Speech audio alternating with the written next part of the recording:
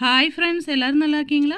இன்றைக்கி நமக்கு சூப்பரான ஒரு மீன் வறுவல் செய்யலாம். அதுக்காக வந்து ஒரு 10 பல்லு பூண்டு, அதுக்கப்புறம் ஒரு 4-5 பீஸ் இஞ்சி சின்ன சின்னதாக கட் பண்ணி போட்டிருக்கு. அதுக்கப்புறம் 1 ஸ்பூன் வந்து பெப்பர் போட்டிருக்கு. தனி மிளகாத்தூள் வந்து 2 ஸ்பூன் போட்டிருக்கு.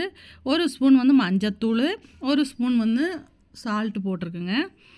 இது வந்து நம்ம லைட்டாக தண்ணி ஊற்றிட்டு நல்லா மிக்சியில் நல்லா அரைச்சிக்கணும், ஃபைன் பேஸ்ட்டாக அரைச்சிக்கணும்.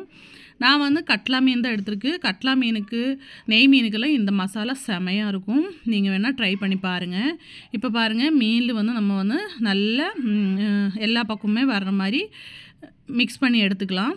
அதுக்கப்புறம் 1 மணி நேரத்துலேருந்து 2 மணி நேரம் வந்து நம்ம ரெஸ்ட் பண்ண வச்சிடலாம். உடனே போடணும்னா நீங்கள் கார்ன்ஃப்ளவர் மாவெல்லாம் போடணும் இல்லைங்க, நான் அதெல்லாம் போடல. இயற்கையான ஒரு மசாலா. இந்த மாதிரி செஞ்சோன்னா உங்களுக்கு நெஞ்சு கறிக்காது, எதுவுமே ஆகாது. இப்போது ஒரு நான்ஸ்டிக் பேனில் வந்து எண்ணெய் வச்சுருக்கு.